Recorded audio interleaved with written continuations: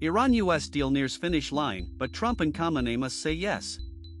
U.S. Vice President JD Vance said talks between Washington and Tehran were making good progress as negotiators from both sides reached agreement on a 60-day deal to extend the ceasefire, but the deal still awaits final approval from both President Donald Trump and Ayatollah Mojtaba Khamenei, according to sources. If signed, the Memorandum of Understanding would be the most significant diplomatic step since the war began on February 28.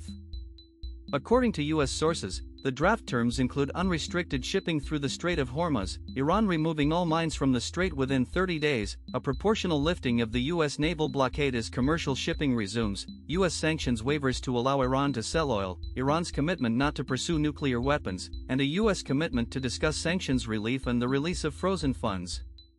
Nuclear negotiations would begin during the 60-day window. Colombia accuses Ecuador of deliberate interference in general elections.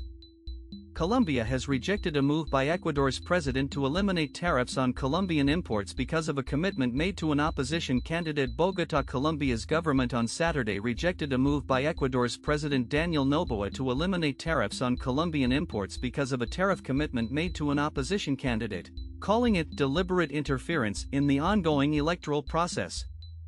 Noboa said Friday after talks with Colombian presidential candidate Abelardo de la Espriella that he was committed to jointly fight narcoterrorism and would eliminate a secured Y tax on June 1.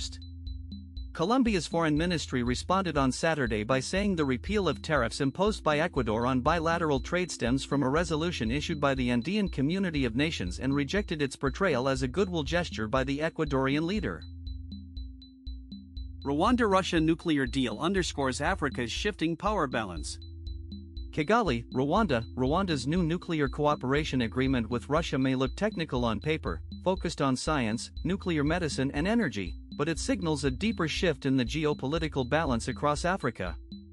While Moscow is deepening its presence on the continent, Washington and other Western powers are increasingly viewed as inconsistent partners, leaving room for countries like Rwanda to explore new alliances.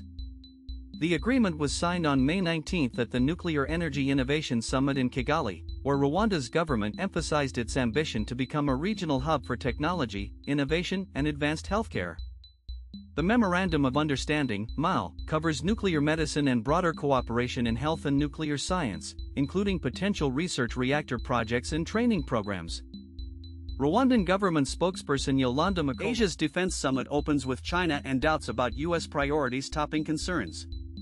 China's military modernization and assertiveness in the Indo-Pacific are key topics at Asia's top defense summit. Singapore. China's rapid military modernization and assertiveness in the Indo-Pacific and growing concerns over American priorities are top issues on the table at Asia's premier defense summit, drawing leaders, top diplomats, and security officials from around the world.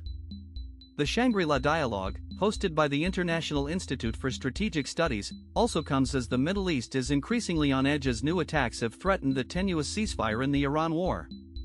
Russia, meanwhile, has intensified its war on Ukraine. Vietnamese leader To Lam opens the conference Friday with a keynote address, while U.S. Defense Secretary Pete Hegseth starts Saturday's session with remarks focused on the Trump administration's Indo-Pacific strategy. Lam has consolidated his U.S. says more than capable of resuming war, as peace deal remains elusive. Pentagon head Pete Hegseth has said that Washington could restart the war with Iran at any time if it wanted. His remarks follow days of talks and a 2-hour meeting in the White House Situation Room that has yet to produce a deal between the U.S. and Iran. Analysis by France 24 international affairs editor Shirley Sitbon.